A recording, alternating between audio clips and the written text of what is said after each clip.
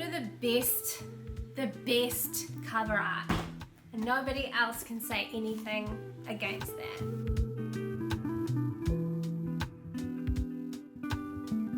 Kia ora everyone, welcome back to my channel. My name is Renee, and today I'm going to be sharing with you books that I want to read before the end of the year. A couple of challenges that I want to partake in, a few buddy reads, some books that kind of feel like summer. I've got a library book that I need to return. That's boring. And then just books that I owe a read to this year. Books that I would be ashamed to say I haven't read yet. I am committing myself to read these books. There might be a few extras added in here and there, but these are the ones I really want to get to, and I'm going to share them with you today. This is a way of keeping me accountable. Okay, let's get started. So the first book, as you can probably tell by the very shiny cover, is a library book. I've had it since July. I haven't been able to take it back because my library is not open because we've been in lockdown. Are you sick of me talking about that yet? No? Yes? So I need to read this one before I have to take it back because we're not going to be in lockdown forever. So the book is Happiness as Such by Natalia Ginzburg. This will be my first book by her. I have not read her writing. I've heard this one's very good, and yeah, I really want to read it before I have to take it back. It's about a young man who flees Italy, his home country, to England because of some kind of political tension that he's tied to. The story is told through letters to three women, his mother, his sister, and his baby mama.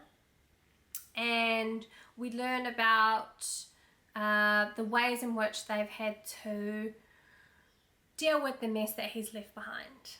So, very excited for that. Must read before I have to take it back. The next four are a part of a challenge, the Tiny Book Challenge, that I believe Jessica will be doing again in November. If she doesn't, I will be reading these books anyway because I'm damn excited for them. Yeah, it was a great challenge to be a part of the first time. I read 5 books, but I got a lot of great recommendations, and I'm pretty sure that 2 of the 4 books that I have here are recommendations from that challenge. I will be doing a reading vlog during the Tinies week. I'll just call it that. So I won't talk too much about these books, but books that have been on Instagram and BookTube, so a lot of people know what they are. I'll give like a quick run through. First book is The Hour of the Star by Clarice Lispector. This one I actually have no idea what it's about. Yeah, I don't know, but I've heard that it's fantastic. I really wanted to read Clarice Lispector and felt like this was a good place to start. It's a nice wee guy, and that cover is gorgeous. So obviously translated fiction as well, so yeah, very excited for that one. It's the first tiny. Oh, I should also say, like, my rule for tinies is anything under 100 pages, and all these books that I've got for tinies are under 100 pages. This one is like 77, so nice and small. Okay, the next one is Assembly by Natasha Brown. This is a little Instagram, BookTube darling. I have heard so many good things about this one. Again, I think this one is like exactly 100 pages. Yeah, it is. It's exactly 100 pages. How fateful is that? We follow a young black British woman who works in the corporate world. It explores issues around identity and race, class, and capitalism. Fantastic. Yes, please. Give it to me. The next one is The Dry Heart by Natalia Ginzburg. This is a book that I saw everywhere during the Tiny Weeks challenge and just sounded so fun. I believe it opens with the main character shooting her husband in the head. Just say no more. I'm down. Oh, and these two are both New Directions, and this one actually, they do the best cover art, and nobody else can say anything against that. Like, honestly, they just, whoever the graphic designers are on that team, you deserve a raise, because I'm sure that they've sold thousands of books just on covers alone. Okay, the last book that I'm going to read for Tiny's Week is Bluets by Maggie Nelson. It's another cute wee guy, beautiful cover situation. This one's a little bit kind of tricky to define. It's a non-fiction, but I don't think it's a memoir, but it does kind of talk about Maggie's life a bit. It's mostly what feels like a meditation on the color blue, how it's appeared, influenced her life. But then I think what this book grew into was Maggie really grappling with some pretty hard things like grief, the fear that she had, that kind of stuff. So yeah, really looking forward to reading this. I think it's going to be absolutely sensational. Okay, sorry, I had to just put on some dinner prep. These are the 4 books I'll be reading for Tiny Book Challenge Week. Is that the hashtag? Jessica's Tiny Book Challenge. That's the hashtag. Get amongst if you don't already know about it. Follow Jessica on Instagram. I think she's gonna give us plenty of time so that we can organize ourselves. It'll be a great time, and you should do it. Okay, the next 5 books are also a part of a challenge, but it is for the whole of November. It is Novella November, which was created by Rick McDonald, who is a Canadian booktuber.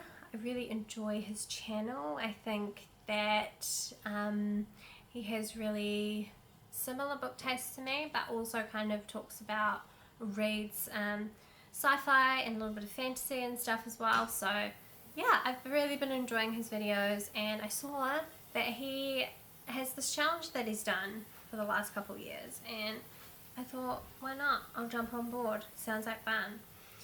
And it's the whole of November, so there's no, I mean, you've got November to do it in, but it's a little bit looser.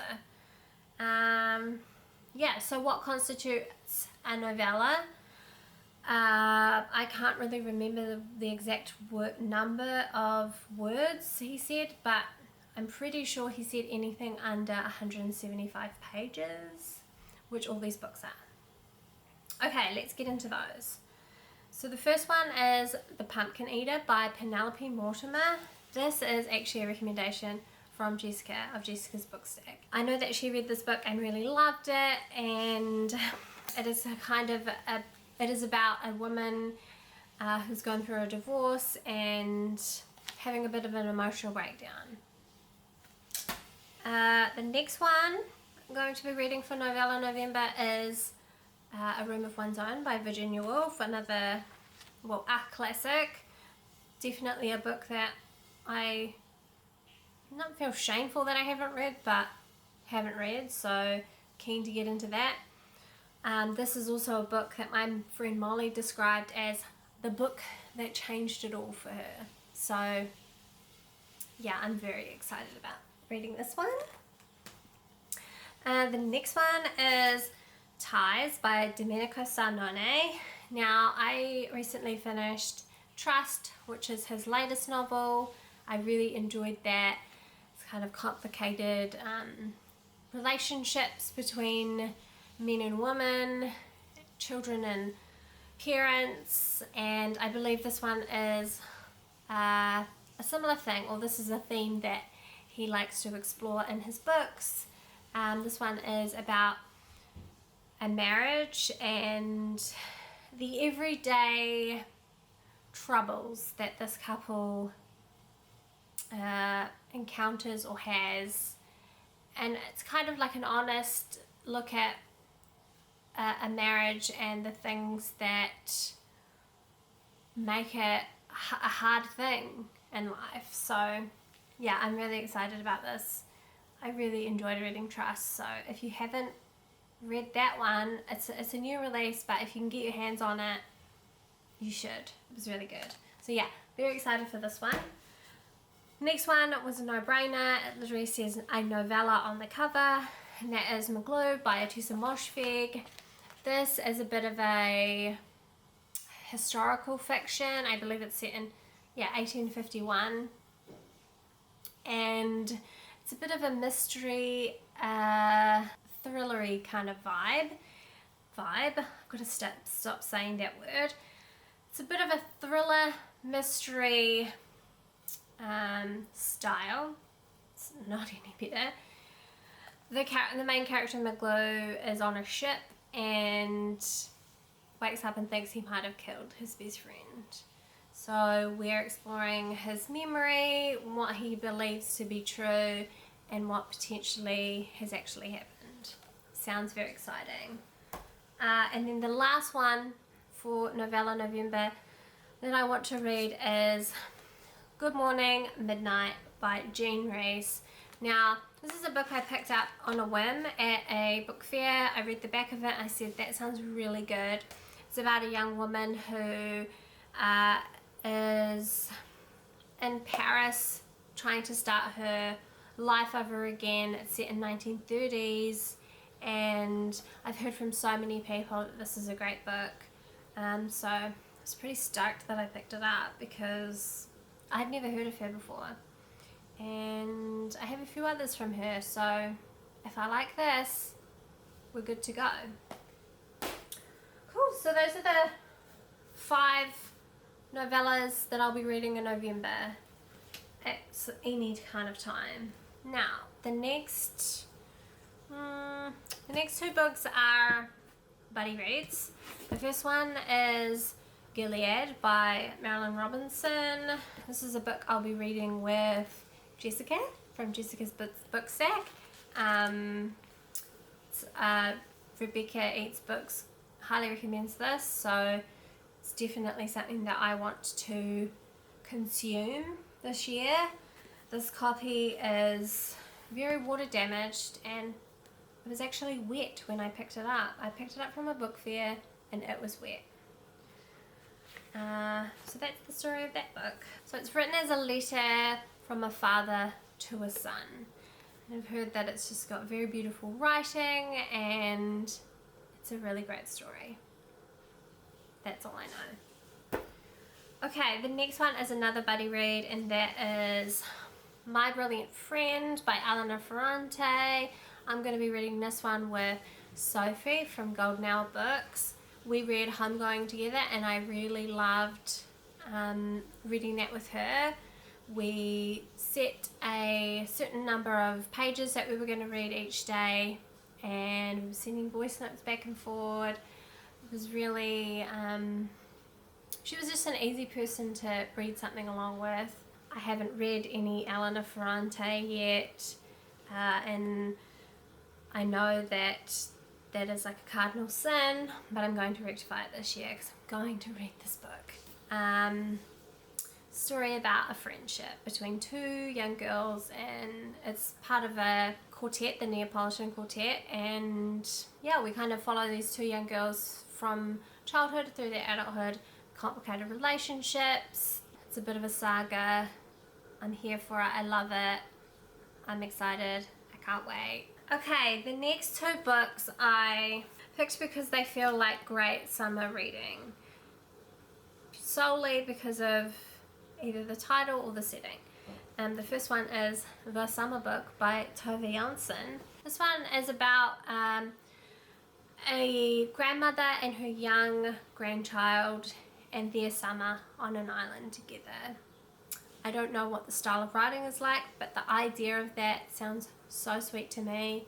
It's just about them kind of getting to know each other and what that relationship ends up looking like, and it's called The Summer Book, so what better time to read it than in summer.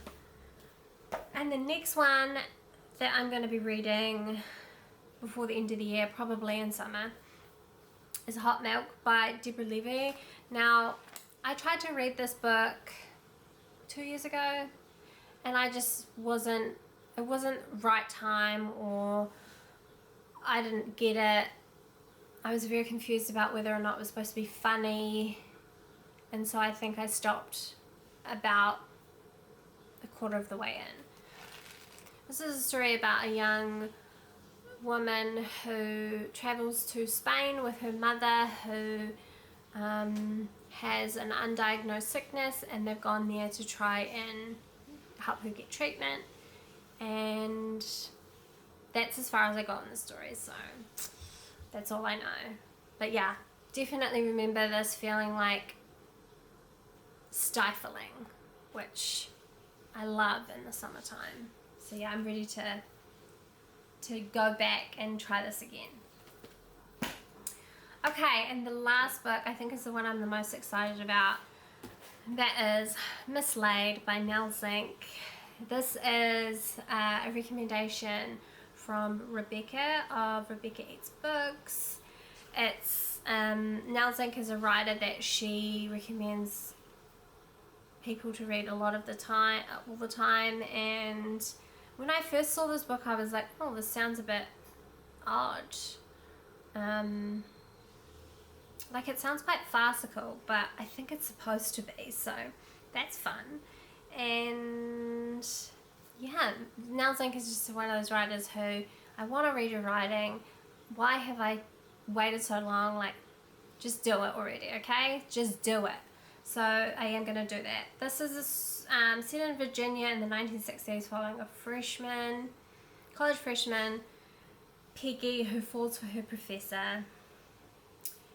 Mismatch from the start. She's a lesbian, he's gay. Peggy eventually finds herself in crisis and runs away with their daughter, leaving their son behind. Yeah, and it just sounds like a bit of a romp, I'm gonna say, I hope, and kind of like a fun read for the summer. And those are all the books that I'm gonna be reading. There's like 15 books here, so that takes me well over my Goodreads goal for the year, which is awesome. I'm just looking forward to reading as much as I can over summer, in the garden, with a drink in hand. Let me know what your plans are for reading in November, December. I understand that some of you won't live in the southern hemisphere, so it's not summer for you, but you still have the same calendar as I do, so it's still November, December. What are you planning on reading? Spooky, autumnal, wintry vibes? Like, let me know. Okay, thank you so much for watching, and I'll see you next time. Ka kite.